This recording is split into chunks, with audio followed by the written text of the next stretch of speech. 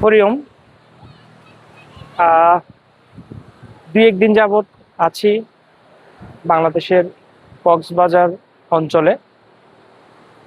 এখানে সমুদ্রের বিশালতায় পরম করুণাময়ের যে সৃষ্টি বা তার প্রতি যে কৃতজ্ঞতা, সেটি বারবার মনে পড়ছে।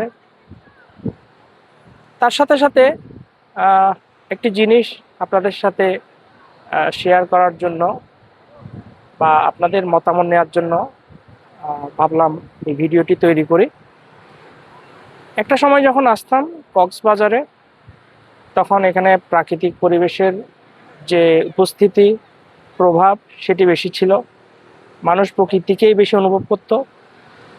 বর্তমান সময়ে দাঁড়িয়ে দেখতে পাচ্ছি এখানে প্রচুর হোটেল, রিসর্ট এসব হয়েছে। মানুষের বিনোদনের অনেক উৎস তৈরি হয়েছে।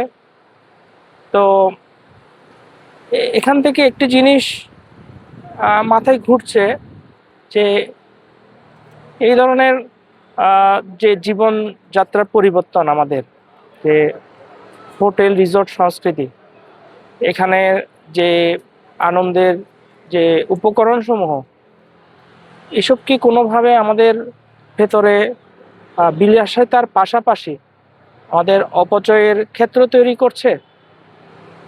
আজকের এই অভিমত পর্বে আমি আমরা আলোচনা করার চেয়ে আমরা চাইছি আপনাদের এই ব্যাপারে মতামত কি।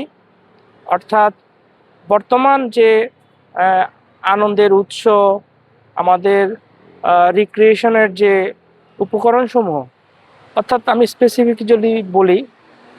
স্পেসিফিকভাবে যদি বলি যে আমাদের এই যে কক্সবাজার আজকে আসলাম বা যারা এসেছেন, এখানে যে হোটেল রিসর্ট এইসব জায়গাতে যে আনলিমিটেড ব্যাপারটি বা আনলিমিটেড সংস্কৃতি যেটি তৈরি হয়েছে, এর মাধ্যমে কি বিলাসিতার পাশাপাশি অপচয়ের ক্ষেত্র তৈরি হয়েছে?